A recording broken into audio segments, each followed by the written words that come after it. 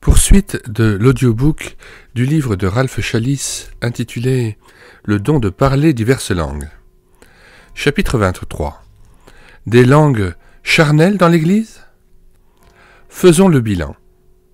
Si nous avons raison, et cela ne peut être autrement, d'interpréter la Bible à la lumière de ses passages les plus clairs, nous avons également raison, selon Acte 2, de croire que, pour l'apôtre Paul, comme nous l'avons dit, le don des langues consiste à parler une véritable langue humaine, comprise par celui ou ceux encore non-croyants que l'Esprit de Dieu veut atteindre avec le message de l'Évangile. Dans ce cas, la langue doit être traduite afin que tous les assistants puissent se rendre compte d'une intervention divine et que l'Église en soit édifiée. Il doit en résulter normalement de véritables conversions et tout doit être vérifié par des témoins incontestables. Lorsque nous comparons la conception néo-testamentaire du don des langues avec celle de notre génération, nous ne pouvons qu'être frappés par la différence. Le moins que nous puissions dire, je le répète, c'est que cette dernière ne correspond pas à la norme biblique. Afin de mieux faire la comparaison, je relève ici quelques points saillants de divergence entre les deux conceptions.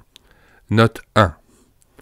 Par le terme glossolalie, j'entends dans l'analyse de ce chapitre 23 la conception moderne, alors que, pour la conception biblique, je retiens ici les expressions bibliques « don des langues » ou « parler en langue » ou simplement « langue ». Quelques différences entre la glossolalie moderne et les langues du chapitre 2 des Actes. Premièrement, pour la majorité de ceux qui pratiquent la glossolalie, il s'agit d'un langage vraiment incompréhensible, autant pour celui qui parle que pour ceux qui écoutent et même pour celui qui interprète. Ce dernier ne comprend pas ce qui est dit. Il parle selon une inspiration qu'il reçoit ou qu'il croit recevoir à l'instant même où il ouvre la bouche. Mais ce n'est pas une traduction. Par contre, dans Acte 2, les langues sont celles des hommes à qui elles ont été adressées et ceux-ci les ont comprises. Deuxièmement, la glossolalie contemporaine n'a pratiquement jamais lieu au moment de la nouvelle naissance, mais, au contraire, à la suite d'une expérience postérieure.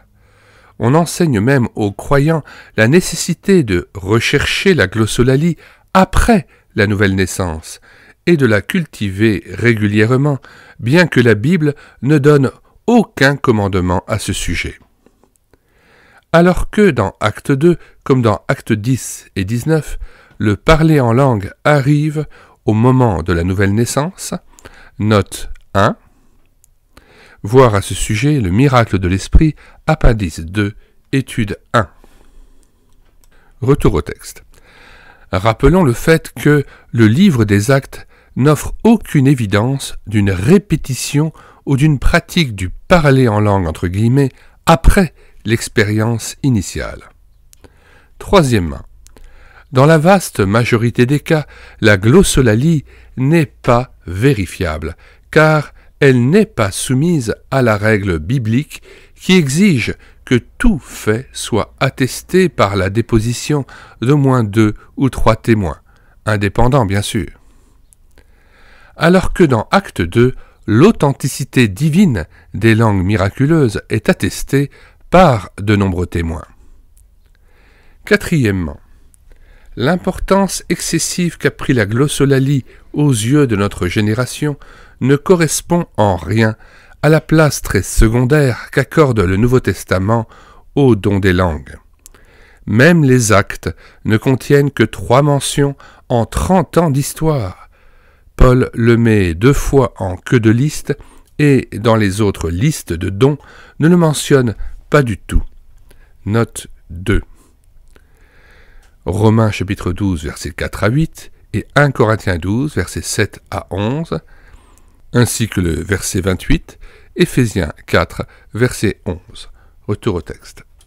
Alors que Dieu ordonne clairement que nous recherchions les dons supérieurs, note 3, 1 Corinthiens 12, verset 31, 1 Corinthiens 14, verset 1, verset 12 et verset 39. Et particulièrement la prophétie à la place des langues.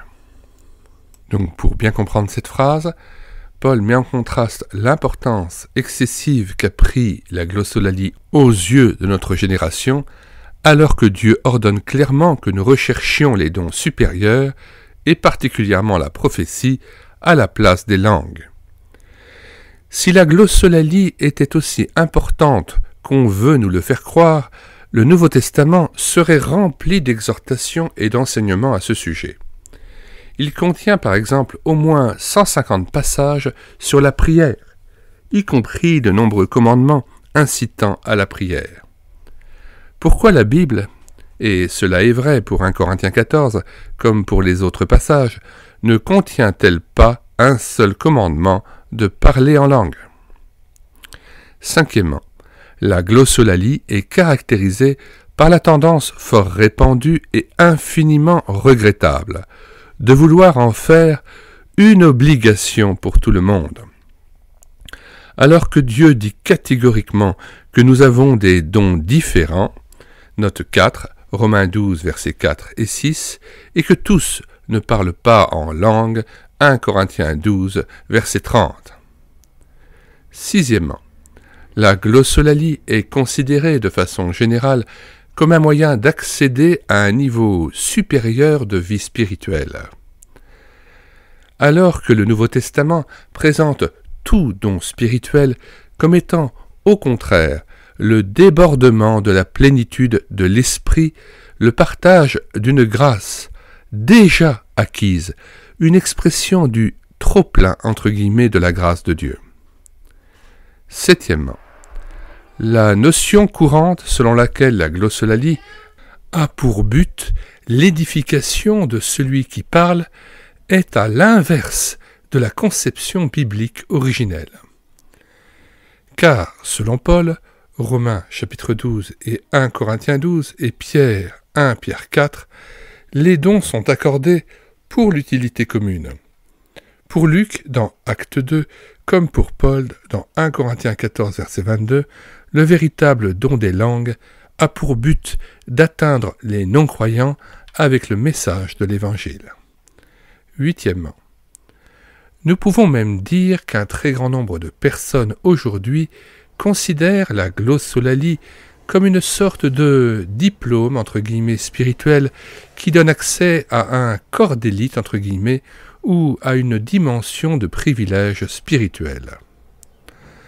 Alors qu'aux yeux de Dieu, le don des langues, comme tout autre don, est accordé pour le bien d'autrui et consiste dans le don de soi-même pour communiquer la grâce de Dieu au monde perdu. Autrement dit, il consiste dans une vie sacrifiée, crucifiée avec Christ. Neuvièmement, l'effet de la glossolalie choque beaucoup de non-croyants et de croyants aussi. Elle leur semble être une mystification. Alors que le don des langues authentiques du chapitre 2 des Actes aboutit à la conversion d'une bonne proportion des non-croyants à qui elle s'adresse. Dixièmement, la glossolalie moderne apparaît comme une expérience irrationnelle, alors que les langues du chapitre 2 des Actes sont parfaitement rationnelles. Leur but est évident et logique, même si la raison ne sait pas actuellement expliquer le processus que Dieu a employé. Onzièmement, la glossolalie est couramment considérée comme le signe inévitable, ou presque, du baptême de l'Esprit. Alors que les Écritures ne mettent jamais ensemble le baptême de l'Esprit et le parler en langue. Note 1, voir à ce sujet le miracle de l'Esprit, appendice 2, étude 2. Retour au texte. Le Nouveau Testament attribue en fait le parler en langue du chapitre 2 des Actes à la plénitude de l'Esprit ce qui n'est pas du tout la même chose que le baptême. On confond d'ailleurs très généralement et à tort le baptême, la plénitude, la réception, l'effusion, l'onction et le sceau de l'esprit. Note 2. Ces opérations sont étudiées en détail dans le miracle de l'esprit. 12e. La doctrine de la glossolalie est très confuse, avec beaucoup de nuances, parfois contradictoires. Je n'ai encore jamais vu un ouvrage sur la conception contemporaine de la glossolalie qui soit fondé sur une exégèse valable du texte biblique. Alors que le récit du chapitre 2 des Actes ne présente pas la moindre ambiguïté, une doctrine fondée sur ce passage, clé entre guillemets, offre une interprétation claire et cohérente de tous les autres textes, y compris 1 Corinthiens 14. 13e. La glossolalie moderne a provoqué de multiples controverses et des divisions entre chrétiens, alors que l'Église primitive de Jérusalem fut, au contraire, totalement unie par les événements du jour de la Pentecôte. 14e.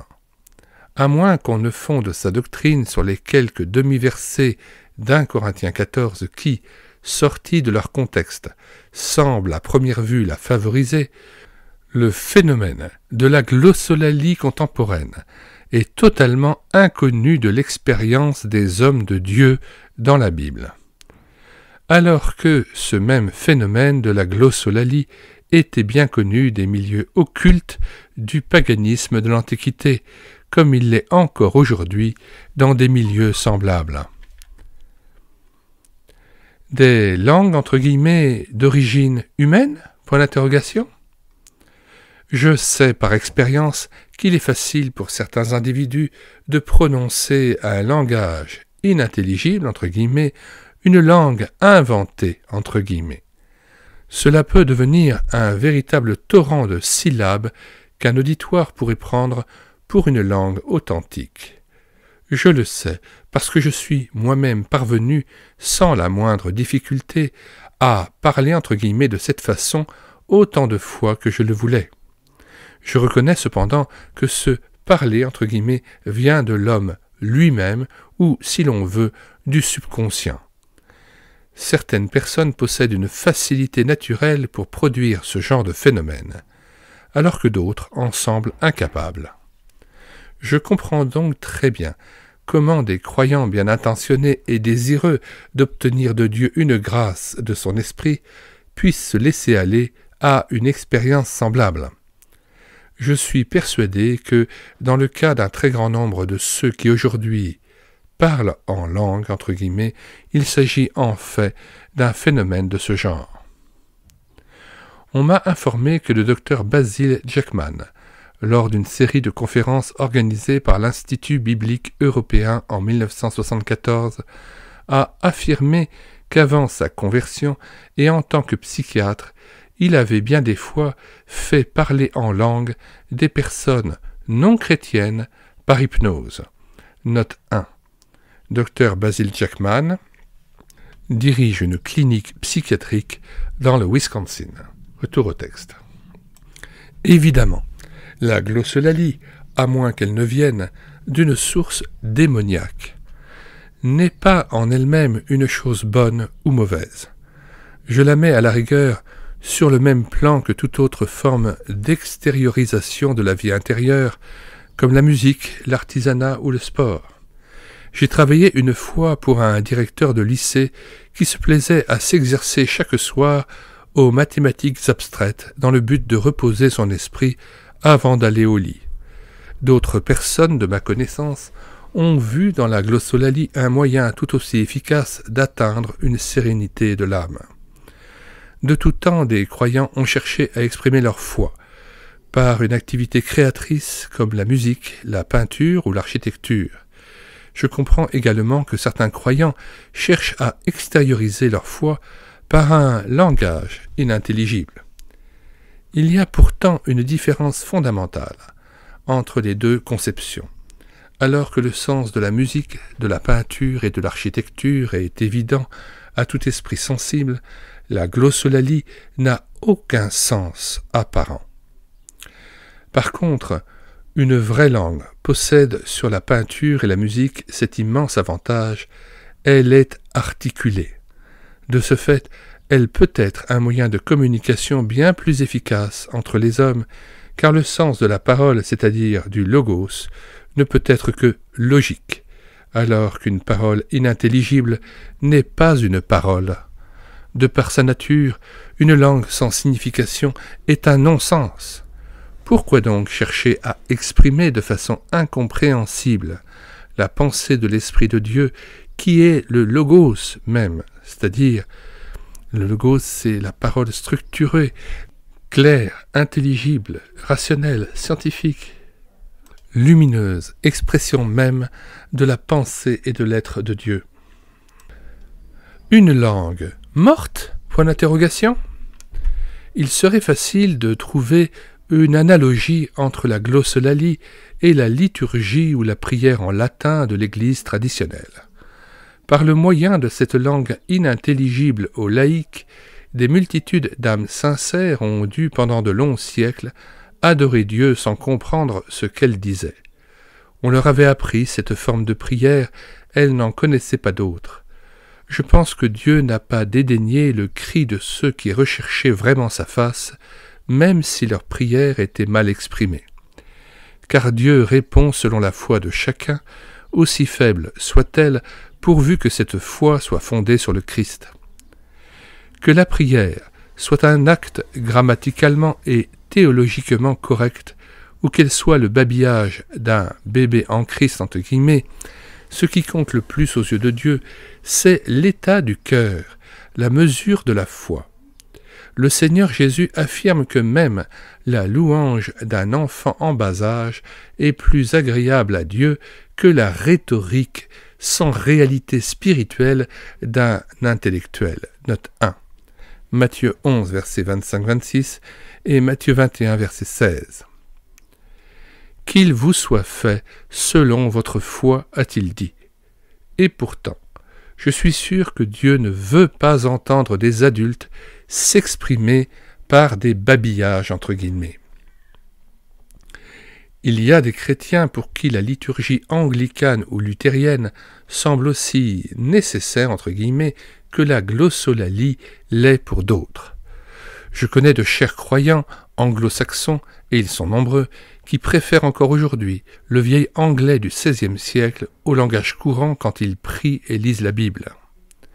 Aux yeux de la jeune génération, ce vocabulaire paraît ahurissant, il est parfois même incompréhensible. Mais pour leurs parents et leurs grands-parents, il est sanctifié, entre guillemets, par des siècles d'usage chrétien. Certains croyants considèrent même que toute modernisation est un sacrilège. Je les comprends, car ce vieux langage était pour moi aussi, quand j'étais jeune, celui des choses saintes. Pourtant, avec l'aide de Dieu, j'ai appris à m'adapter à une forme d'expression contemporaine afin de mieux communiquer Christ à la nouvelle génération. Je connais également de jeunes Anglais qui ont adopté un accent américain ou vice-versa parce que c'est par l'intermédiaire de chrétiens d'outre-Atlantique qu'ils ont reçu le salut ou un renouveau spirituel. J'ai même entendu des Français prier avec un accent bizarre parce que l'homme qui les avait amenés à la foi était un étranger. Les associations d'idées nous conduisent parfois à adopter des attitudes curieuses. Sommes-nous tous un peu fous ? Point d'interrogation. De la même manière, je ne doute pas que, pour beaucoup de ceux qui s'expriment aujourd'hui en langue inintelligible, entre guillemets, le phénomène soit étroitement lié à l'arrière-plan de leur conversion ou de leur éducation spirituelle. Ils ont reçu de ce qui était pour eux une source de bénédiction, une forme particulière d'expression qui est devenue sacrée à leurs yeux. Les deux choses sont inextricablement liées dans leur esprit comme dans leur expérience. une expression prenant la forme d'un langage inintelligible peut être précieuse à celui qui l'emploie, même si elle n'a vraiment aucun sens. Chacun lui donne le sens qu'il veut. À ses yeux, elle peut signifier exaltation, adoration ou autre chose. Elle ressemblerait un peu à de l'art abstrait qui a un sens pour le peintre qui la crée, sens qui échappe cependant à la compréhension du spectateur. Il faut admettre que la plupart d'entre nous sommes fortement imprégnés par les circonstances de notre enfance entre guillemets spirituelle. Dieu, dans sa grâce, nous bénit, heureusement, malgré bien des imperfections et des absurdités. Si sa bénédiction dépendait de notre perfection, aucun de nous ne serait béni. Nous avons chacun des particularités qui, sans doute, doivent parfois l'agacer ou bien le faire rire, point d'exclamation. Nous sommes tous tellement petits, tellement ignorants que, si Dieu ne nous regardait pas à travers la justice de son Fils, il nous rejetterait. Ah, merci Seigneur d'être si patient envers nous. Dieu regarde le cœur de chacun, et il bénit selon sa compassion et sa grâce. Il bénit là où il trouve la foi en Christ, même si celle-ci n'est pas toujours éclairée, et parfois dans des situations plus qu'extraordinaires. Il désire le bien-être spirituel des hommes, et Christ est mort et ressuscité précisément dans ce but. Il comprend bien que certains chrétiens croient louer Dieu de tout leur cœur avec les paroles inintelligibles qu'ils appellent une langue spirituelle entre guillemets.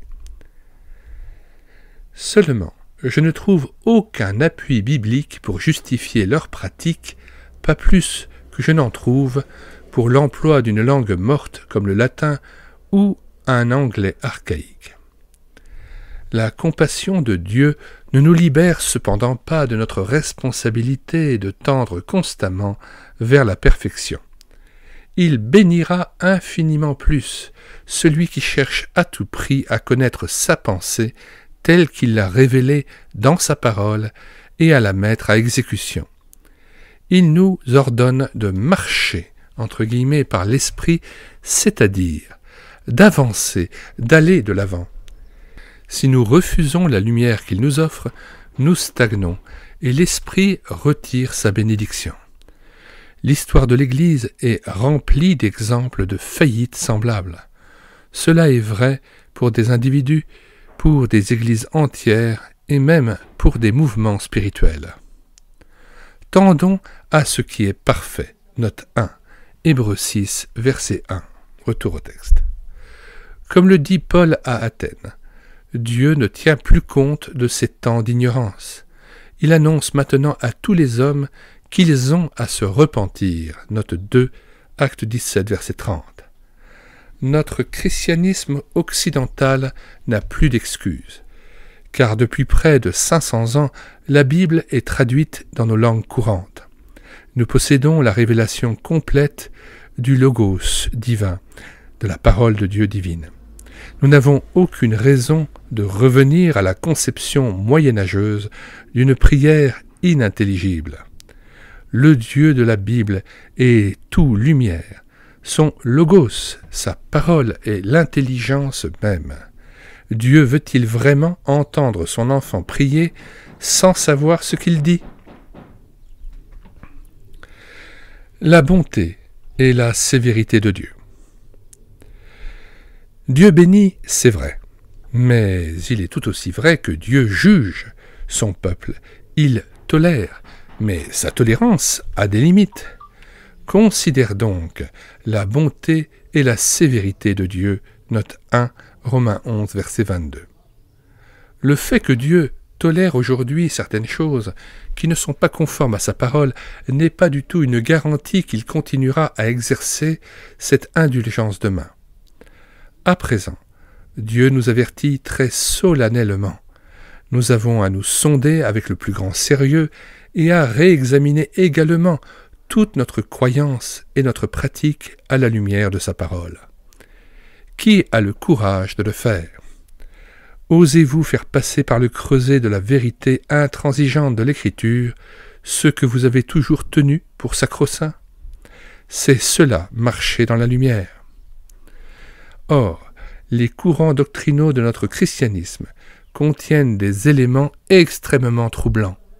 Nous qui aimons le Seigneur Jésus-Christ et sa parole, nous lui devons d'y faire face et de rectifier ces tendances tant qu'il fait jour. Pourquoi Dieu bénit-il ce qui n'est pas biblique? On voudra certainement m'interroger sur un point. Si de vrais chrétiens, et même des hommes de Dieu, maintiennent une doctrine et une pratique qui ne sont pas toujours conformes à la parole de Dieu, comment expliquer le fait que Dieu continue à les bénir et à les utiliser? À cela je réponds, je ne le sais pas. Dieu bénit beaucoup de choses que nous ne voudrions pas bénir. Malgré l'intransigeance de sa justice, sa compassion sait triompher, c'est un fait, de bien des faiblesses humaines. Mais pour que sa compassion intervienne, il a fallu que le sang de son Fils coule à la croix. Dieu a béni Zwingli, il a béni Luther et il a béni Calvin. Mais ces trois hommes de Dieu étaient en désaccord sur plusieurs questions importantes et chacun a été coupable d'actes d'intolérance.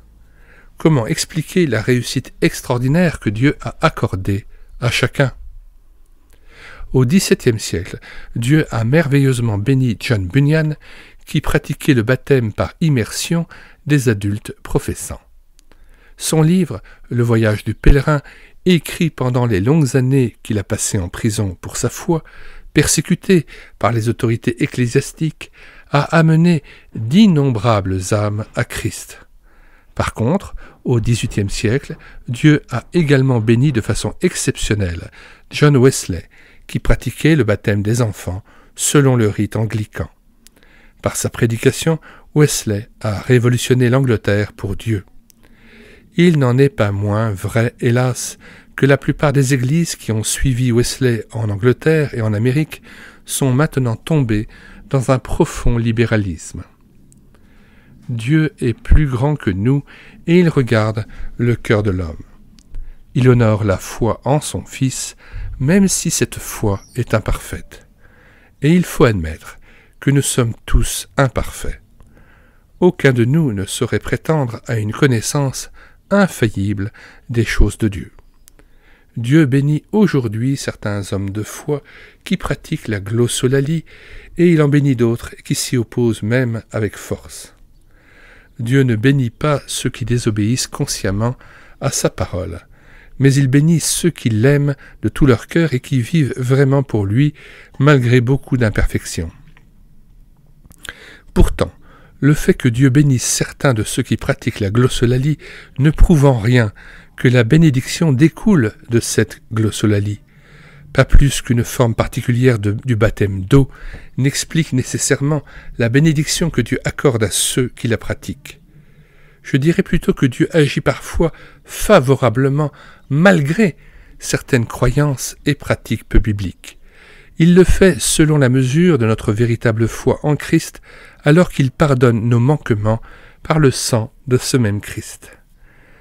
Dieu bénit sa parole, et cela en dépit parfois de l'indignité de celui qui la proclame. Il l'honore, même si elle sort de la bouche d'une ânesse pour réprimander un faux prophète, parce qu'elle est sa parole. Il honore sa vérité, tout en rejetant parfois le messager. Je me permets, en tant que celui qui prend en charge la lecture audio de cet ouvrage, de me porter en faux, mais complètement en faux, contre le propos de Ralph Chalice, selon lequel Dieu pourrait éventuellement bénir celui qui pratique la glossolalie, puisque à toutes les fois que l'esprit de langue a été testé, mis à l'épreuve, il s'est avéré être un esprit de langue démoniaque. Et je ne peux pas souscrire aux propos de Ralph Chalice concernant une éventuelle bénédiction, quelle qu'elle soit, qui pourrait reposer sur quelqu'un pratiquant cette glossolalie qui est à l'origine de bien des égarements et d'un véritable cancer de l'Église de Jésus-Christ, d'une véritable invasion démoniaque dans le corps et l'esprit des chrétiens qui sont d'origine charismatique ou pentecôtiste. La seule limite que je me suis fixée lorsque je lis un audiobook, c'est que lorsque je ne suis pas d'accord avec ce que je lis, eh bien, j'exprime mon désaveu vis-à-vis de ce qui est écrit. Rappelons-nous de ce qui est dit aussi dans la parole. Heureux celui qui ne se condamne pas dans ce qu'il approuve. Romains 14, verset 22. Cette foi que tu as, garde-la pour toi devant Dieu. Heureux celui qui ne se condamne pas lui-même dans ce qu'il approuve. Là encore, j'invite mon auditeur à télécharger l'ouvrage de George Birch, Le ministère de délivrance, et de lire notamment le chapitre 8 concernant le test, la mise à l'épreuve du parler en langue, et vous verrez qu'à chaque fois que George Birch a testé, mis à l'épreuve, sondé l'esprit de langue, à aucun moment cet esprit n'a confessé Jésus-Christ venu en chair, et c'était donc un esprit antéchrist selon les termes de ce que Jean exprime dans 1 Jean 4, versets 1 à 6. Prenons le temps de relire ce texte. Bien-aimés, n'ajoutez pas foi à tout esprit, mais éprouvez les esprits pour savoir s'ils sont de Dieu, car plusieurs faux prophètes sont venus dans le monde. Reconnaissez à ceci l'Esprit de Dieu. Tout esprit qui confesse Jésus-Christ venu en chair est de Dieu. Et tout esprit qui ne confesse pas Jésus n'est pas de Dieu. C'est celui de l'Antéchrist dont vous avez appris la venue et qui maintenant est déjà dans le monde. Vous, petits enfants, vous êtes de Dieu et vous les avez vaincus parce que celui qui est en vous est plus grand que celui qui est dans le monde. Eux, ils sont du monde, c'est pourquoi ils parlent d'après le monde et le monde les écoute. Nous, nous sommes de Dieu. Celui qui connaît Dieu nous écoute, celui qui n'est pas de Dieu ne nous écoute pas. C'est par là que nous connaissons l'esprit de la vérité et l'esprit de l'erreur. Donc, j'insiste lourdement, comment Dieu pourrait-il bénir l'esprit de l'Antéchrist qui refuse de confesser Jésus-Christ venu en chair? Et puis, soyons un peu sérieux, réfléchissant à ce que voudrait dire Dieu bénirait quelqu'un qui parlerait en langue ou pratiquerait la glossolalie. Bénir en quoi? De quelle manière? Selon quels critères? Tout ça, ce sont des perceptions très subjectives et qui n'ont pas grand sens. Il me semble très hasardeux de la part de Ralph Chalice de s'engager sur ce type de terrain mouvant, mais je referme là la parenthèse et je continue mon audiobook. Juste une précision, donc le livre de George Birch, Le ministère de délivrance n'était pas encore sorti lorsque Ralph Chalice a écrit son ouvrage Le don de parler diverses langues. Ralph Chalice a simplement communiqué dans l'appendice B son témoignage de mise à l'épreuve et des tests de parler en langue. Nous mettons aussi dans le commentaire de cette vidéo cet appendice B, et notamment l'audiobook de cet appendice B, quelques cas authentiques de langue démoniaque discernés par George Birch, ancien missionnaire, testé, éprouvé les esprits de langue. Heureusement, il ne m'appartient pas de juger mes frères. C'est Dieu qui nous jugera tous. Si certains de mes frères qui demeurent attachés à la glossolalie se sentent repris dans ce livre, qu'ils sachent que je désire les aimer et que j'aurai d'autres faiblesses à reprocher également aux églises en général, comme à moi-même. Si je ne le fais pas ici, c'est uniquement parce que je suis limité par mon sujet. Je crois en effet que toutes les dénominations chrétiennes ont besoin de s'examiner et de se purifier par un retour honnête à la parole de Dieu. Chaque génération de chrétiens a besoin de revenir tout à nouveau à la source de la vérité. L'erreur de chaque réveil spirituel a été de ne pas aller encore plus loin, de se contenter de sa position. Pourtant, bien que nous ne soyons pas appelés à juger les personnes de nos frères, nous sommes sérieusement appelés à en juger la doctrine.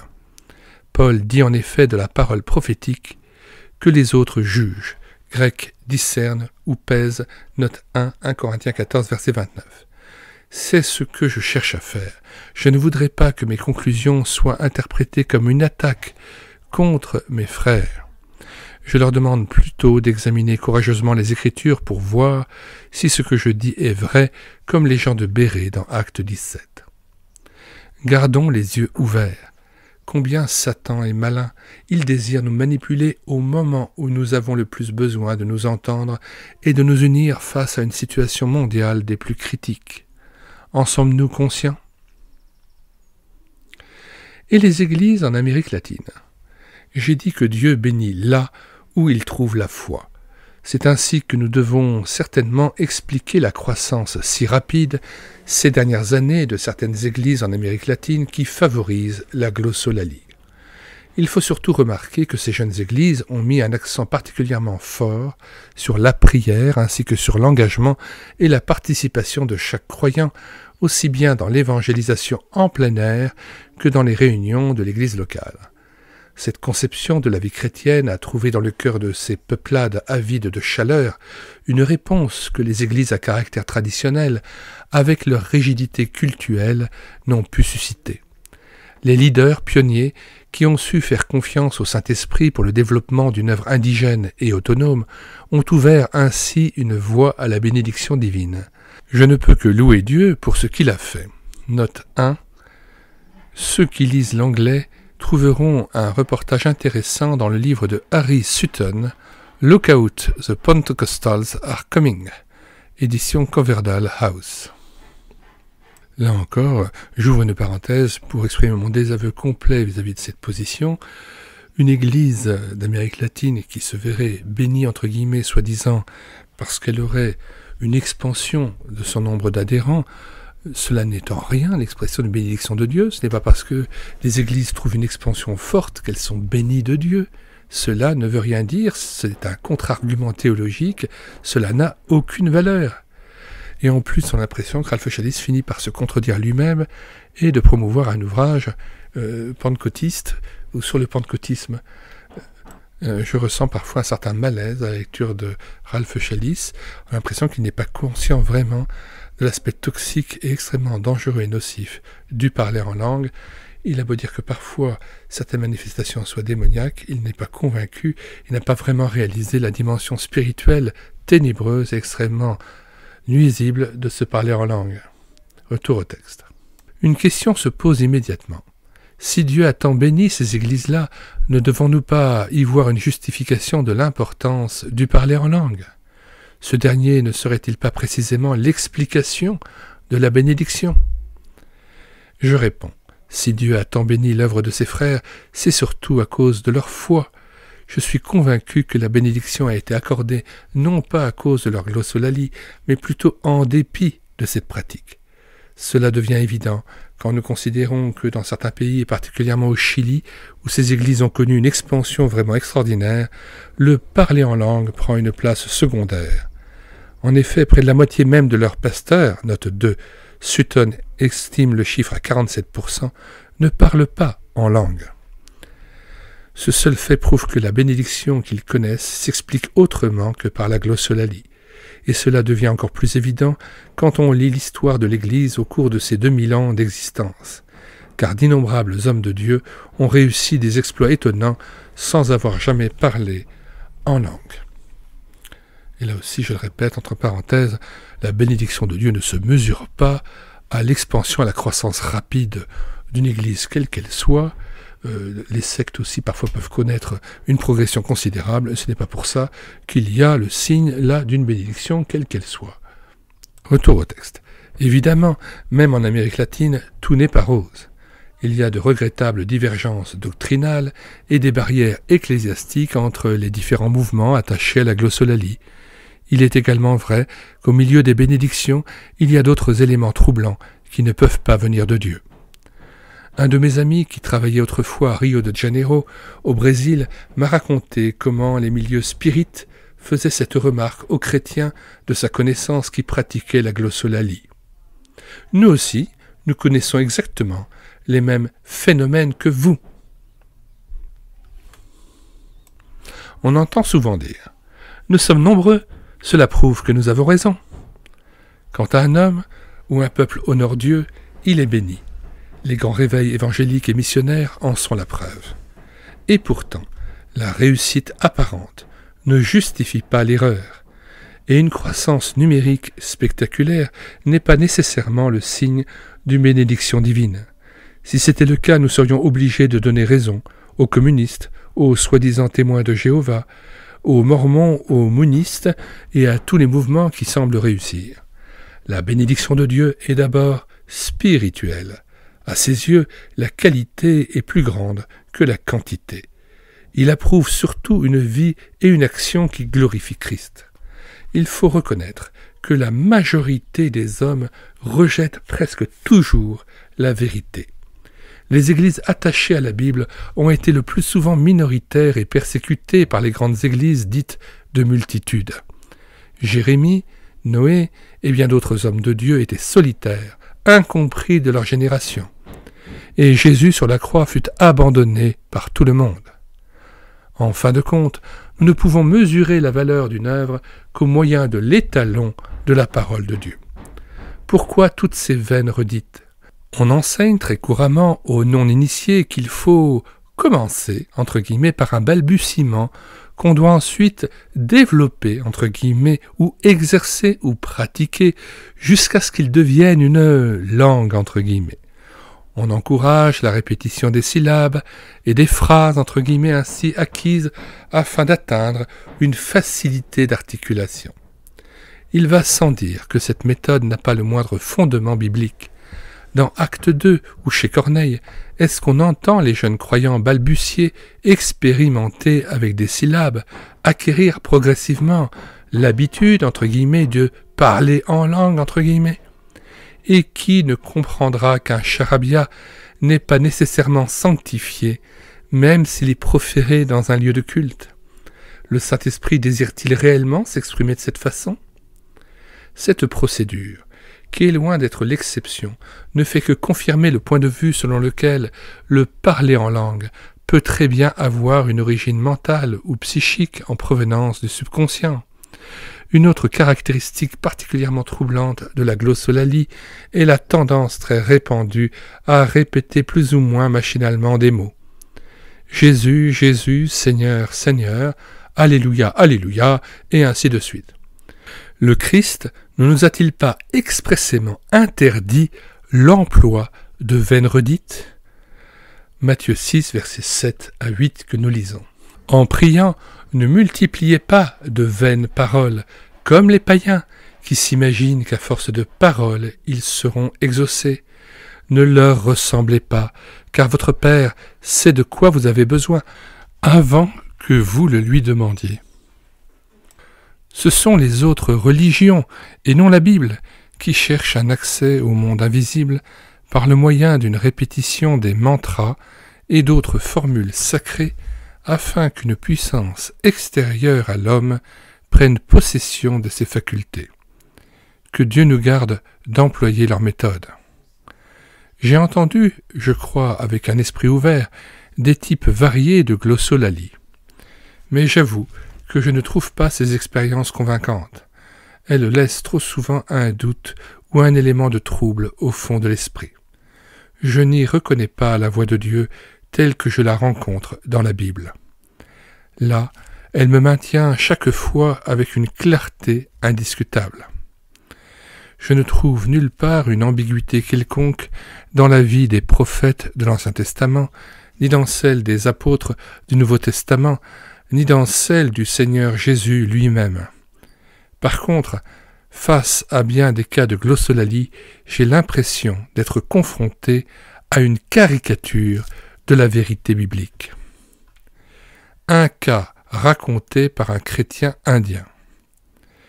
Pour illustrer le danger des vaines redites, je cite un cas de glossolalie qui eut lieu en Inde en 1943 au cours d'une convention chrétienne. Il est raconté par un frère indien qui était témoin oculaire de l'incident. Voici une traduction exacte de son texte. Ce fut une convention très sympathique. Dans la plupart des réunions, il régnait une ambiance d'adoration, d'amour et de sainteté. La musique était prédominante. Pourtant, ici même, je fus très attristé de découvrir combien Satan avait pu tromper plusieurs croyants très pieux. Dans des réunions d'attente, entre guillemets, je vis des gens, hommes et femmes, se comporter avec inconvenance. Il y avait beaucoup de bruit et de grands cris émanant de personnes dont la raison était comme atrophiée. Je vis une femme de 30 ans assise, le dos raide et les mâchoires toutes contractées, qui faisait tournoyer sa main en l'air. Elle avait des cheveux flottants et sa robe avait glissé de sa tête et de ses épaules. C'était un sari, long vêtement enroulé autour du corps, dont l'extrémité devait envelopper la tête, surtout en public. Elle retrouvait parfois son calme, puis hurlait à nouveau très fort. Tantôt elle pleurait, tantôt elle riait. Ensuite, un homme, qui criait de toutes ses forces, se mit à rire de façon hystérique.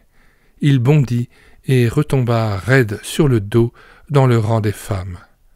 Beaucoup d'autres incidents semblables eurent lieu avec un désordre, une confusion et une extravagance semblables.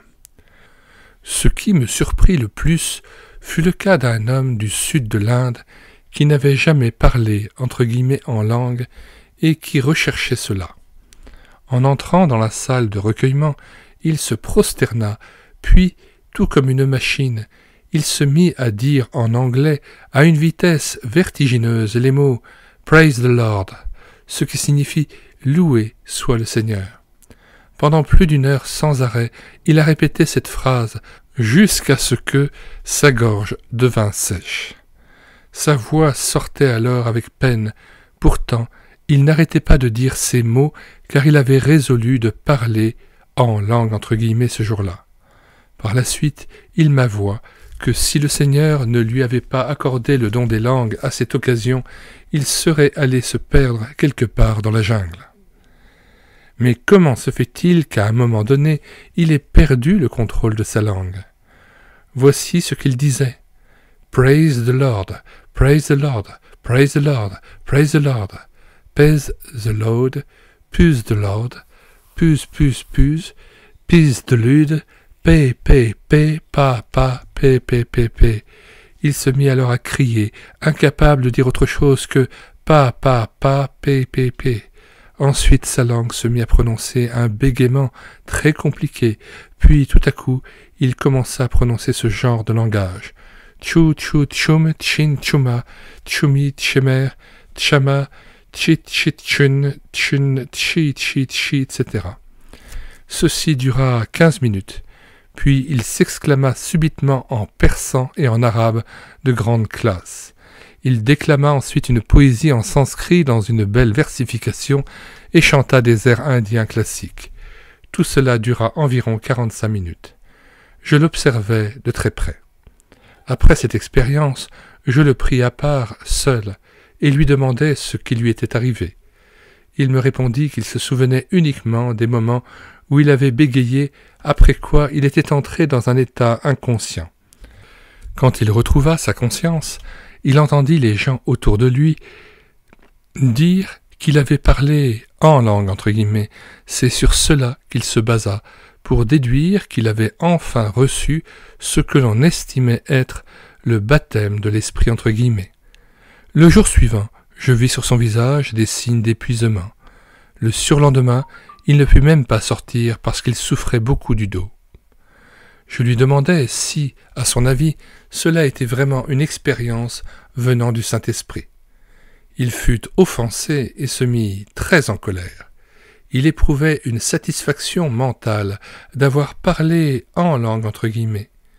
Pourtant, je pouvais analyser à ce qu'il disait et à sa façon d'agir qu'il n'avait pas du tout la vraie joie ni la vie qui découle de la plénitude de l'esprit. Cela ne l'a pas empêché cependant de cultiver par la suite un certain complexe de supériorité. Il faisait preuve de très peu d'humilité et il lui manquait ce calme profond qui caractérise l'Esprit de Dieu.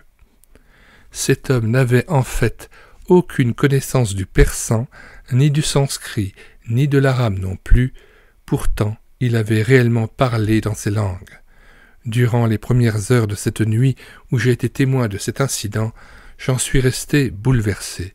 Peu après, je me souvins d'un cas identique qui s'était produit lors d'une séance de spiritisme. Note 1. Cité du livre de G.H. Lang, The Early Years of the Modern Tongues Movement. Ce titre est paru en fait en français sous le titre « D'où viennent ces langues ?» Je l'ai numérisé et mis à votre disposition sur médiathèquechrétienne.fr et je mets le lien de téléchargement gratuit du livre de G.H. Lang, D'où viennent ces langues. Le lien, donc, je le mets dans les commentaires de cette vidéo. J'en ai assuré aussi l'audiobook intégral et il vous en donne le lien dans les commentaires de cette vidéo.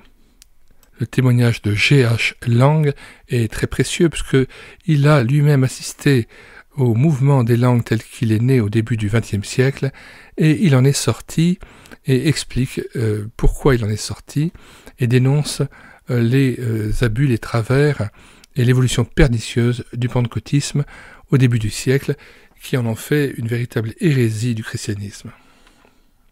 Retour au texte. Une question troublante. Le roc ou le sable? Autre chose. Comment expliquer la facilité avec laquelle tant de personnes attachées à la glossolalie fondent leur doctrine principalement sur l'empirisme des expériences qui sont à la mode ou qu'elles ont pu faire et qui parfois trompent, au lieu de la fonder uniquement sur la parole de Dieu? Pourquoi se contente-t-elle si souvent d'une exégèse insuffisante et même carrément erronée du texte biblique au lieu de tout vérifier à fond? Il s'agit dans bien des cas d'un véritable endoctrinement qui fait accepter, sans se questionner, une interprétation arbitraire des Écritures afin de les accommoder à une optique présélectionnée. Comment, dans une situation pareille, faire la distinction entre la part de Dieu et la part de la chair, sinon par l'épreuve intransigeante de la parole de Dieu écrite et inaltérable? Le seul fondement possible à la vraie foi est le rocher de la parole de Dieu. Fonder une doctrine sur les expériences, les sentiments et les sensations, c'est bâtir sur le sable. Encore une question troublante. Une foi qui fuit la lumière? Point d'interrogation. Comment expliquer le fait que la glossolalie devienne si souvent une obsession? Il s'agit parfois, il faut le reconnaître, d'un véritable aveuglement, d'un voile qui ferme l'esprit contre toute lumière de provenance biblique qui remettrait en question la pratique et la position doctrinale. La parole de Dieu nous ordonne de tout examiner et d'éprouver les esprits. Note 1 Thessaloniciens 5,21 que nous lisons. Mais examinez toutes choses, retenez ce qui est bon. Note 2 1 Jean 4, versets 1 à 3. Nous le relisons tellement il est important, commandement de Dieu express, donné par la bouche de l'apôtre Jean. Bien-aimés, n'ajoutez pas foi à tout esprit, mais éprouvez les esprits pour savoir s'ils sont de Dieu, car plusieurs faux prophètes sont venus dans le monde. Reconnaissez à ceci l'Esprit de Dieu. Tout esprit qui confesse Jésus-Christ, venu en chair, est de Dieu. Et tout esprit qui ne confesse pas Jésus n'est pas de Dieu. C'est celui de l'Antéchrist dont vous avez appris la venue et qui maintenant est déjà dans le monde.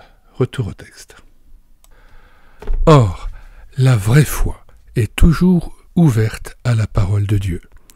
Elle n'a pas peur de se laisser sonder et corriger par la vérité. Alors qu'une foi, aussi zélée soit-elle, qui refuse une correction biblique, n'est en somme que du fanatisme. Dès qu'un homme n'accepte plus la parole de Dieu écrite comme seule norme de la foi, il se laisse prendre sans discernement dans un filet d'idées confuses. Il n'a plus de jalons pour mesurer ses expériences. Ce que je reproche à la glossolalie moderne, c'est le refus si fréquent de la lampe que Dieu nous confie pour trouver le vrai chemin.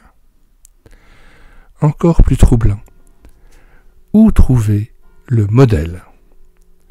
Ce qui me gêne particulièrement, ce qui m'empêche de suivre le courant de la glossolalie contemporaine, c'est que je n'en trouve nulle part dans la Bible le modèle. Ajoutons à cela comme je le rappelle ailleurs, le fait que je ne trouve aucun commandement dans l'Écriture qui m'obligerait à parler en langue, entre guillemets, ni aucun passage me disant que ce soit nécessaire, ni même une exhortation à le faire. Quant aux demi-versets d'1 Corinthiens 14 que nous avons déjà examinés, leur sens, si nous les prenons dans leur contexte, n'est pas du tout un argument en faveur de la glossolalie. Au contraire, Paul nous exhorte à chercher autre chose, la prophétie et les dons supérieurs. J'ai assisté il n'y a pas très longtemps à une réunion dite d'évangélisation, annoncée par une grande publicité et qui a duré un peu moins de 4 heures.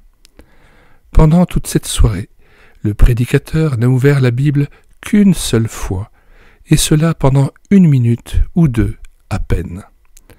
Par contre, il y a eu 2 très longs appels pour obtenir de l'argent qui ont duré en tout au moins 1 demi-heure. Parmi ces auditeurs, qui étaient manifestement de ses adeptes, je n'ai vu qu'une seule Bible qui, d'ailleurs, n'a pas été ouverte du tout. Mais ce qui m'a chagriné le plus, c'est qu'en fin de compte, tout ce que l'évangéliste a pu offrir à ceux qui étaient présents, c'était de les faire tous chanter en langue, entre guillemets, point d'exclamation. Et la séance s'est ainsi terminée vers minuit. L'évangéliste exprimait une grande satisfaction de sa réussite, entre guillemets, en assurant les assistants qu'ils avaient de cette façon reçu le baptême de l'Esprit. Quant à moi, j'en avais le cœur gros. Où trouver dans le Nouveau Testament un parallèle, un modèle qui justifierait une telle procédure? Paul n'a jamais cherché à ouvrir le porte-monnaie des gens qu'il évangélisait. Il a même refusé de prendre 1 centime aux Corinthiens lorsqu'il travaillait dans cette ville. Note 1 Corinthiens 9, versets 12 à 18 et 2 Corinthiens 11, versets 7 à 10. Et pensez-vous réellement que son but dans l'aéropage d'Athènes était de faire chanter en langue, entre guillemets, les philosophes? On me dira sans doute que j'ai cité un cas extrême. Mais ces cas extrêmes sont trop nombreux et ils exercent une influence énorme sur le christianisme contemporain. Heureusement, il y a beaucoup de chrétiens qui, tout en pratiquant la glossolalie, demeurent humbles et spirituels en faisant un travail précieux pour la gloire de Dieu. Mais cela n'empêche pas que leur glossolalie est difficilement justifiable selon la Bible. Juste une parenthèse que je me permets de faire. Comment ça se fait que M. Ralph Challis se permet de juger de l'humilité ou de la spiritualité de chrétiens exerçant la glossolalie? Cela me semble un jugement complètement subjectif et qui n'a rien à voir avec un jugement spirituel qu'il essaye d'exercer dans ce même livre, qui est censé aussi redresser l'hérésie du pentecôtisme et du charismatisme. Quant au fait de savoir si ces gens exercent un travail précieux pour la gloire de Dieu, ça c'est l'affaire du Seigneur. Et on sait très bien que dans le jugement des nations, beaucoup de gens qui auront prétendu avoir prophétisé, chassé des démons ou guéri des malades, se verront dire par le Seigneur Jésus, « Retirez-vous de moi, je ne vous connais pas ». Et donc je trouve que le jugement de M. Ralph Challis ici vient comme un contresens total avec ce qu'il vient de dire précédemment. Là encore, par ce type de jugement, on a l'impression que M. Ralph Challis n'avait pas compris l'aspect vraiment pernicieux et nocif, mais aussi vraiment diabolique de la glossolalie, inspirée par un esprit antéchrist, refusant de confesser Jésus-Christ, venu en chair. Et donc, ici, il ne s'agissait pas du tout d'apprécier si oui ou non un chrétien pratiquant la glossolalie était humble, spirituel ou accomplissait un travail précieux. Il s'agit de juger spirituellement des choses et de ne pas avoir un jugement subjectif. Je vous renvoie, pour mieux exercer votre jugement par rapport au problème du parler en langue, au livre de Georges Birch, dont je vous donne le lien dans les commentaires de cette vidéo, livre intitulé « Le ministère de délivrance ». Écoutez bien et lisez bien le chapitre 8, puisque j'en ai assumé aussi l'audiobook. Écoutez bien le chapitre 8, ou lisez-le, et vous verrez que ces chrétiens qui ont accepté de faire éprouver leur esprit de langue étaient sous la coupe de plusieurs, et non pas d'un seul, mais de plusieurs esprits démoniaques, et Georges Birch a pu à chaque fois chasser ces esprits mauvais, ces démons, et donc vous comprendrez pourquoi je prends des distances à l'égard d'un jugement purement charnel des choses.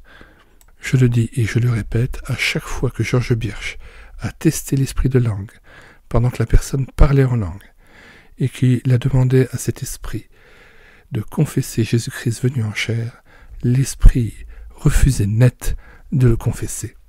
Et donc l'apôtre Jean dit bien explicitement, il s'agit de l'esprit de l'Antéchrist. Je voudrais préciser que lorsque Ralph Chalice est en contact avec Georges Birch n'avait pas encore rédigé l'intégralité de son ouvrage. Néanmoins, il a pu communiquer à Ralph Chalice l'appendice B final que je vous demande vraiment de lire ou d'écouter en audiobook. Je vous en donne les liens aussi dans les commentaires de cette vidéo. L'appendice B final se situe à la page 356 du livre de Ralph Chalice intitulé « Le don de parler diverses langues ». Le titre de cet appendice B est « Quelques cas authentiques de langue démoniaque discernés au Canada par Georges Birch, ancien missionnaire à Bornéo ». En tout, 12 cas de possession démoniaque directement liés à la glossolalie. Je peux vous dire que ça fait froid dans le dos. Donc il y a environ une vingtaine de pages à lire. Ça vaut vraiment le coup de faire l'effort de lire et de regarder le témoignage de cette cure d'âme et de cet exorcisme pratiqué par Georges Birch. Retour au texte. Et plus troublant encore, confusion entre lumière et ténèbres. Pourquoi parmi ceux qui pratiquent la glossolalie trouve-t-on si souvent l'argument « La doctrine est secondaire, c'est l'expérience qui compte ». Autrement dit, pourvu qu'on parle en langue, entre guillemets, on a la condition de base d'une vraie communion fraternelle. Cela revient à dire en somme que la communion du Saint-Esprit est acquise dès que tous parlent en langue. Cet argument est plus que dangereux. Des multitudes de personnes pratiquent la glossolalie sans pour autant accepter l'autorité des Saintes Écritures, sauf peut-être d'une façon hypothétique.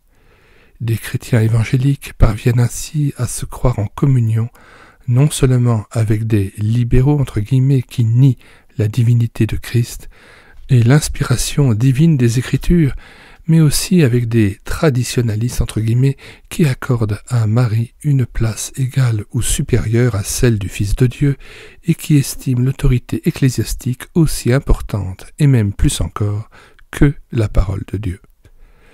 Dans des rencontres interconfessionnelles, il est possible de découvrir une amitié et une chaleur très bienfaisantes, surtout après les siècles de méfiance et de haine religieuse qui ont existé entre croyants de différentes tendances. Il n'y a rien d'ailleurs qui nous empêche de nous rencontrer pour étudier la parole de Dieu ensemble. Il est bon de s'entendre et de s'aimer dans le but de se rapprocher de Dieu et de découvrir la vérité. Mais entre la recherche de la vérité et la communion de l'esprit, il peut y avoir un gouffre de différence. Dieu interdit aux vrais disciples de Christ d'être en communion avec le faux croyant comme avec le non-croyant, car la lumière n'a rien de commun avec les ténèbres. Note 2 Corinthiens 6, versets 14 à 18. L'Esprit de Dieu est l'Esprit de vérité et il refuse de se taire sur les questions fondamentales. Note sur le culte de la Vierge. Beaucoup de personnes, même très éminentes, affirment que la glossolalie les a rattachés plus fermement au culte de la Vierge et de ce fait à l'autorité du Vatican. Ce n'est pas pour rien que le plus grand centre charismatique en Italie est dédicacé à la Vierge. Pour tout croyant fondé sur les Saintes Écritures, de telles affirmations donnent très sérieusement à réfléchir.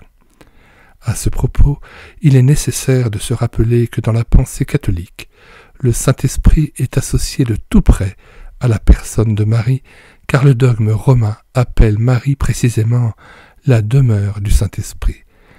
Il n'est donc pas du tout difficile à un catholique d'identifier le culte du Saint-Esprit au culte de Marie.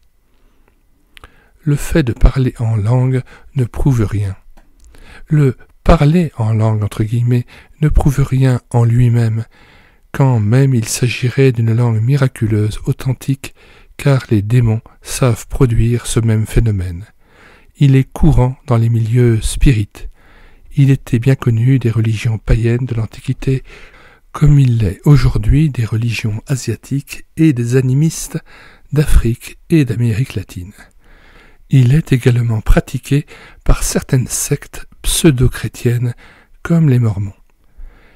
Il est donc évident qu'un parler en langue n'offre en lui-même aucune garantie que l'action vienne de Dieu.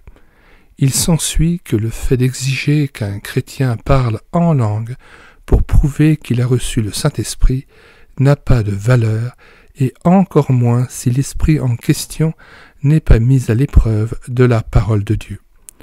La glossolalie comme test entre guillemets de la foi n'a pas de fondement biblique. Il est également clair que le parler en langue ne peut servir de barème entre guillemets pour mesurer le degré de spiritualité d'une personne. Le Nouveau Testament fournit d'autres normes beaucoup plus sûres pour éprouver son état d'âme. L'Église de Corinthe pratiquait beaucoup la glossolalie et pourtant elle était la plus charnelle de toutes les églises apostoliques dont nous ayons connaissance. Voici un cas parmi d'autres. 2 jeunes filles m'ont écrit d'une grande ville de France me disant qu'elles avaient accepté Jésus-Christ comme sauveur. Pendant plusieurs mois, elles se sont rattachées à un groupe de jeunes chrétiens. Un jour, pourtant, elles m'ont écrit à nouveau pour me dire qu'elles étaient parties dans une autre ville, dans un grand centre dit chrétien, où elles avaient appris à parler, entre guillemets, en langue après avoir reçu une imposition des mains. Elles sont rentrées chez elles, tout enchantées. Peu de temps après, elles m'ont de nouveau écrit pour me dire que tout était fini, que Jésus n'était plus rien dans leur vie. 2 années plus tard, l'une d'elles m'écrivait à nouveau pour me dire qu'elle s'était plongée dans la drogue et la débauche, et elle me demandait comment faire pour en sortir.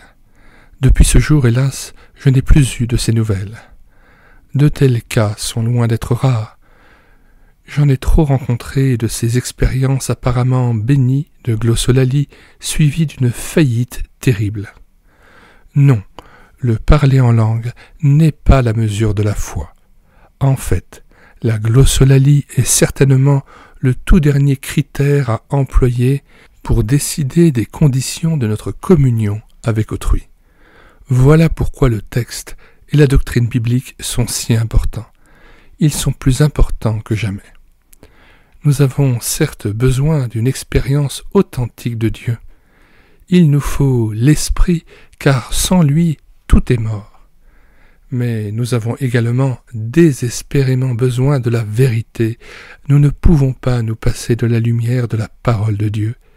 Et c'est précisément parce qu'il existe tant d'esprits séducteurs que Dieu nous a donné noir sur blanc les paroles exactes de Jésus-Christ, de Moïse, de Paul, de Jean. Sans cela, comment saurions-nous ce qu'ils ont réellement dit ? Un chrétien spirituel et sanctifié est un homme qui est non seulement rempli de l'Esprit de Dieu, mais tout autant rempli de la parole de Dieu. Les deux à la fois. Il n'est pas possible d'avoir l'Esprit de Dieu sans la parole de Dieu, pas plus qu'on ne peut comprendre la parole de Dieu sans être éclairé par l'Esprit de Dieu. Ah, merci Père Céleste pour cette provision si nécessaire à notre foi. Ainsi nous pouvons savoir avec exactitude ce que Dieu veut nous dire sur toutes les questions qui concernent notre état spirituel. Quelle folie que de négliger cette révélation. Une conclusion effarante.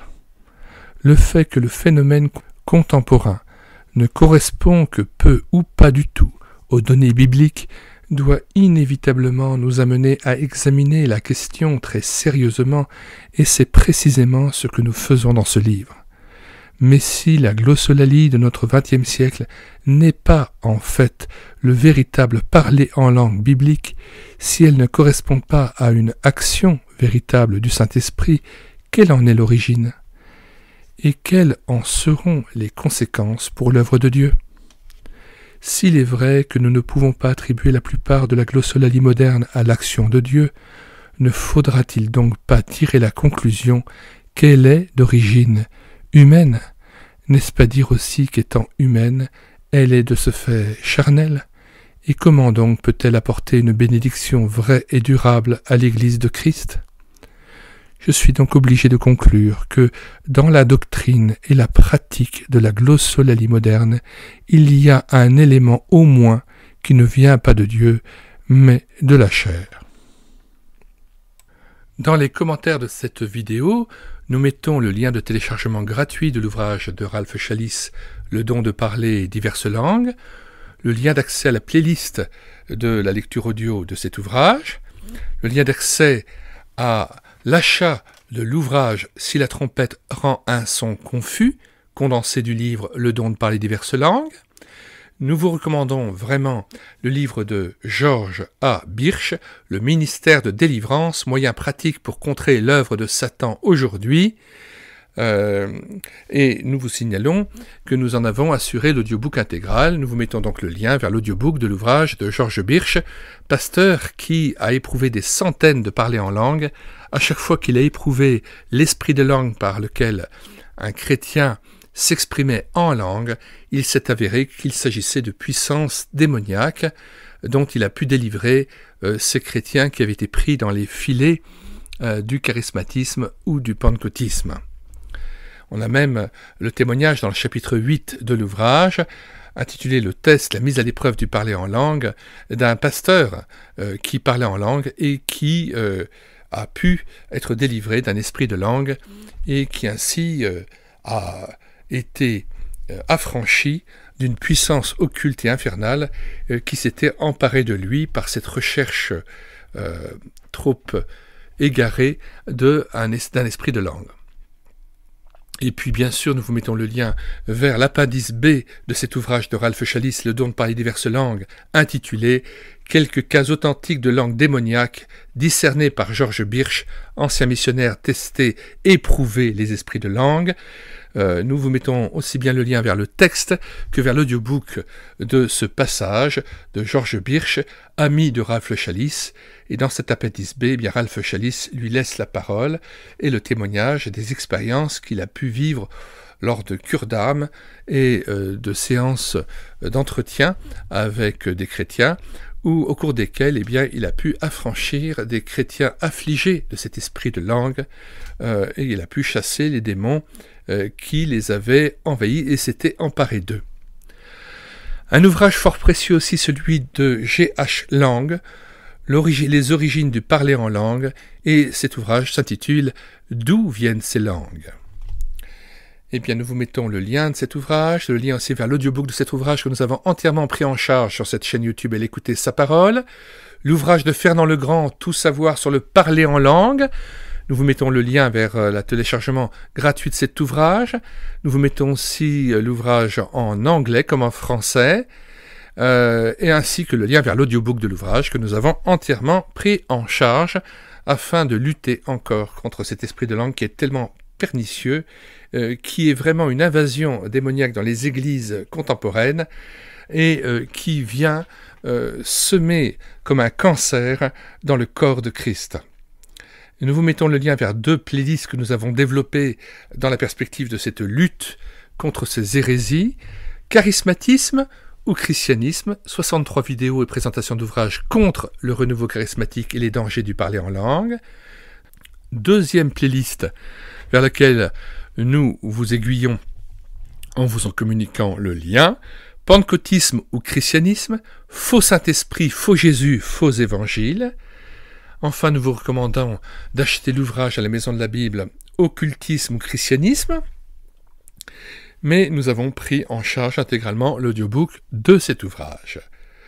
Et enfin, nous avons sauvé de l'oubli l'ouvrage de H.E. Alexander ou Hugues-Édouard Alexander, « Pentecôtisme ou christianisme ». Il n'est pas à vendre à la Maison de la Bible, nous l'avons numérisé, nous l'avons mis à votre disposition sur le site internet médiathèquechrétienne.fr. Nous vous en donnons le lien, ainsi que le lien de l'audiobook de cet ouvrage que nous avons pris en charge aussi. L'ouvrage aussi de Kurt Korsch, Le conflit des langues. Nous allons lire maintenant donc toute une série de textes vous mettant en garde sur les faux prophètes et les esprits séducteurs qui se présentent sous une apparence apparemment avantageuse. Et nous commençons bien sûr par le passage de 1 Jean 4, versets 1 à 6, l'ordre donné par Dieu, par la bouche de l'apôtre Jean, de tester tout esprit et de ne pas y faire confiance. Tout esprit qui confesse Jésus-Christ venu en chair est de Dieu, tout esprit qui ne confesse pas Jésus-Christ venu en chair n'est pas de Dieu, c'est celui de l'Antéchrist. Et donc je vous ai dit qu'à chaque fois qu'un serviteur de Dieu a testé l'esprit de langue pendant que quelqu'un se mettait à parler en langue, à chaque fois l'esprit a refusé de confesser Jésus-Christ venu en chair. Il faut que la personne se mette à parler en langue, qu'elle soit d'accord d'être testée, et qu'à ce moment-là, le pasteur ou le chrétien interroge l'esprit par lequel la personne parle en langue et lui pose la question « Esprit de parler en langue, confesses-tu Jésus-Christ venu en chair ?» Nous lisons donc ces différents passages qui avertissent dans la Bible des esprits d'égarement et de l'extrême danger de ne plus confesser l'Évangile tel que Paul le prêchait dans 1 Corinthiens 15, versets 1 à 6.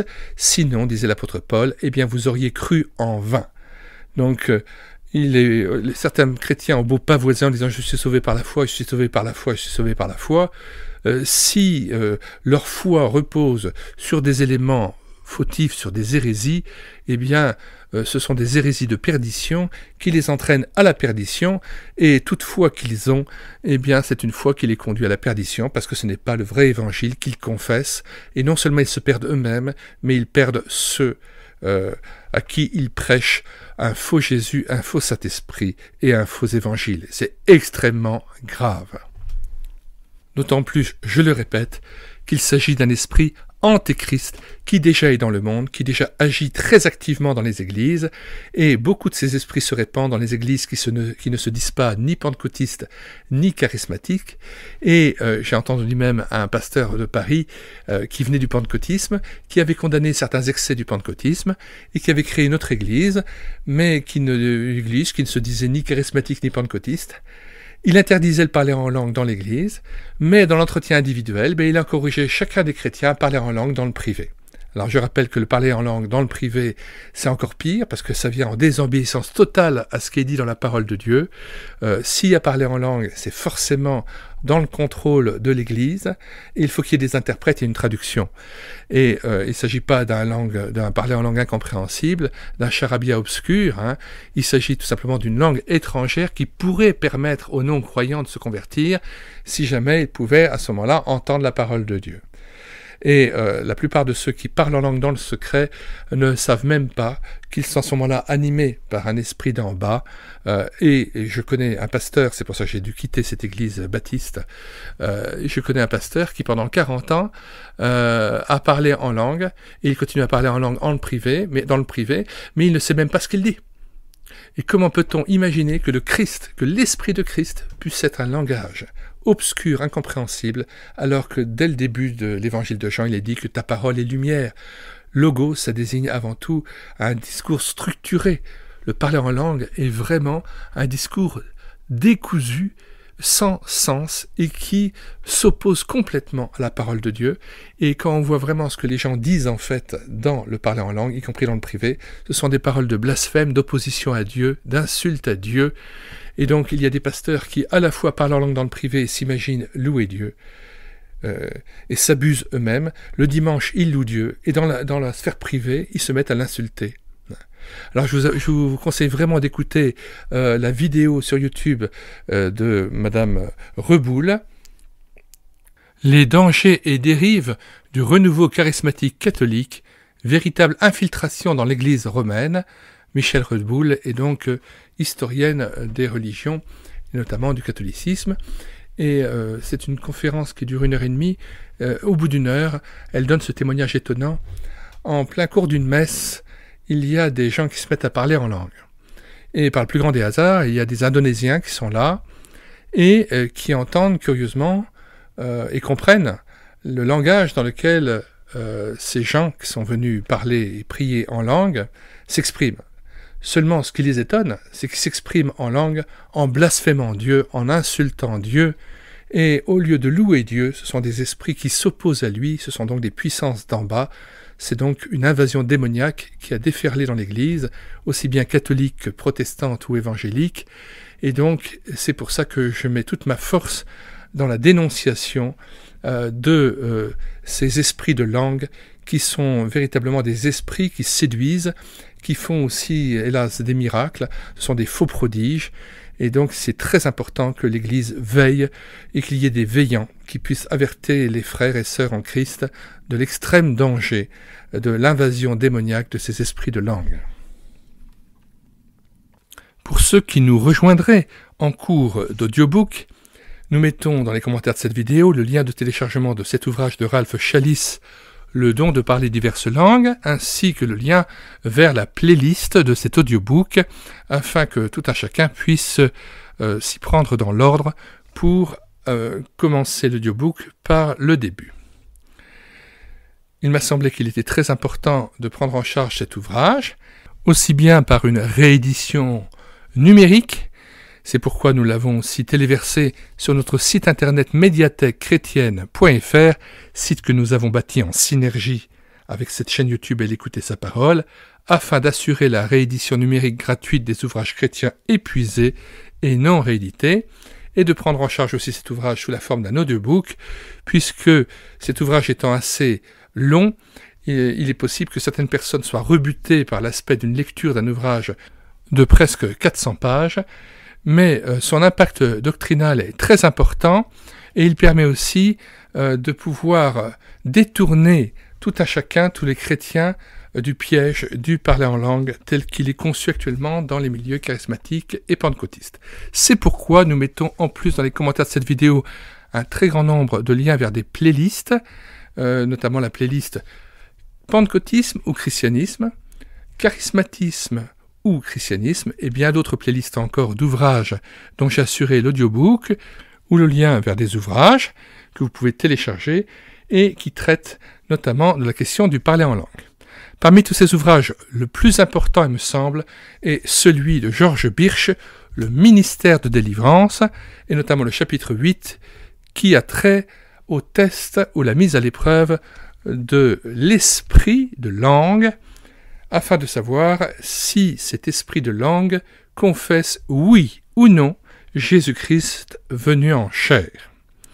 Alors c'est pourquoi nous terminons à chaque fois toute lecture d'un chapitre de Ralph Chalice par la lecture de 1 Jean 4, versets 1 à 6, sur l'ordre que Dieu donne à son peuple de tester tout esprit, de ne pas lui faire confiance, mais de l'éprouver pour savoir s'il est de Dieu. Si un esprit ne confesse pas Jésus-Christ venu en chair, c'est l'esprit de l'Antéchrist.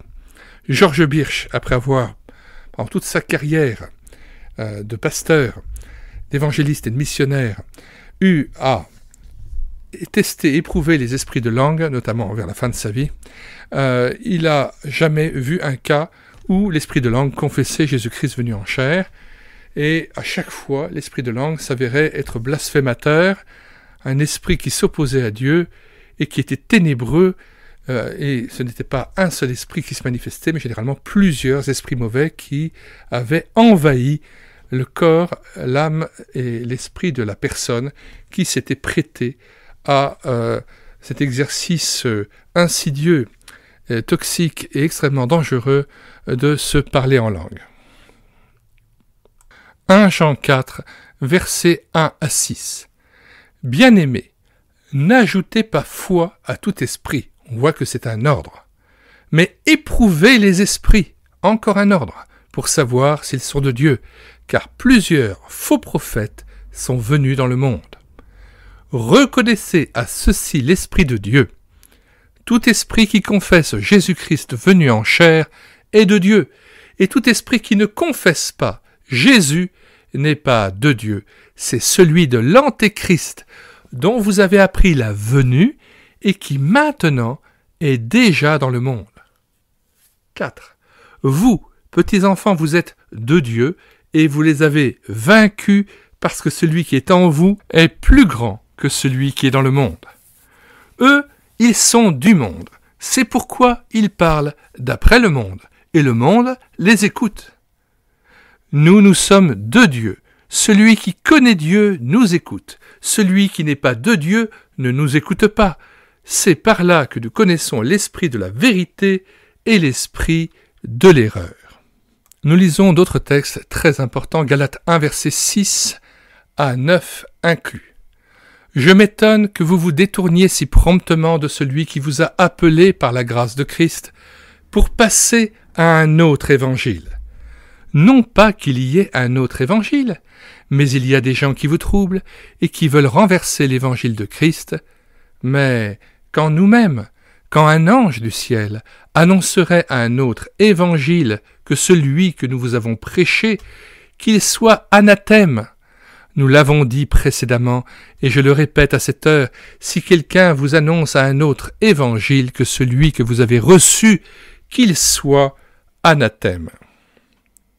1 Corinthiens 15, versets 1 à 6. Je vous rappelle, frères, l'évangile que je vous ai annoncé, que vous avez reçu, dans lequel vous avez persévéré, et par lequel vous êtes sauvés, si vous le retenez tel que je vous l'ai annoncé, autrement, vous auriez cru en vain.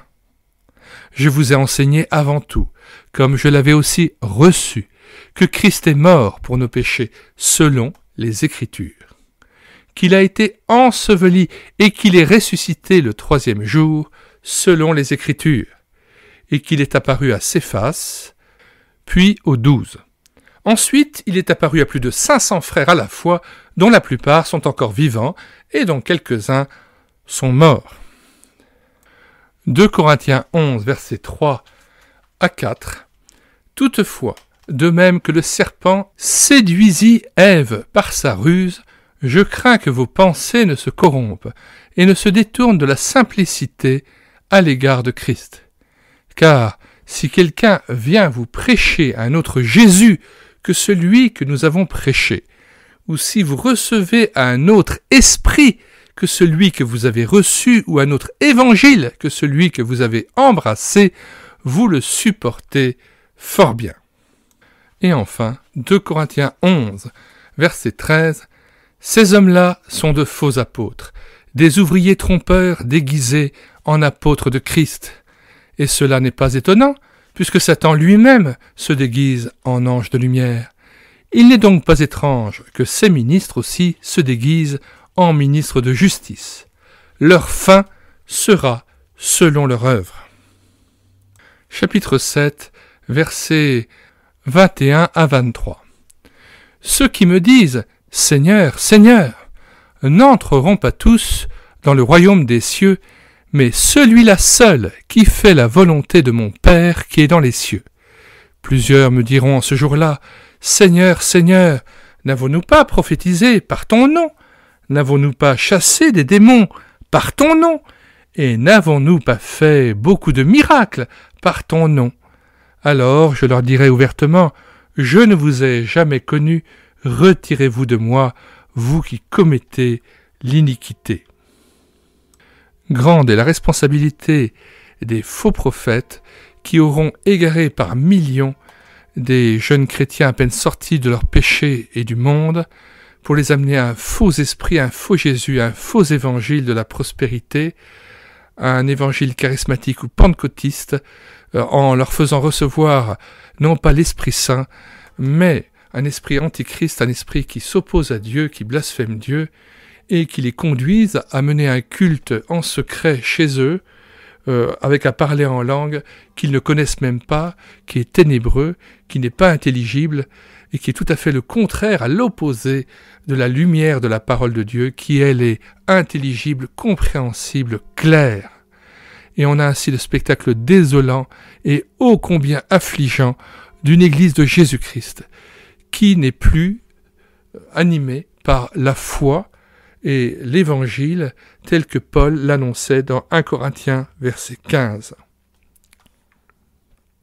La tendance actuelle est à l'union entre les fédérations comme la FEF et les pentecôtistes et charismatiques au sein d'une immense structure pour se sentir plus fort, qui est le CNEF, mais finalement on perd tout à vouloir faire une sorte d'unité aux dépens de la vérité, et il vaut mieux rassembler avec Christ, quitte à ne pas être forcément avec le groupe, mais au moins faire partie de ceux dont Christ disait « Mais quand le Fils de l'homme viendra, trouvera-t-il la foi sur la terre ?»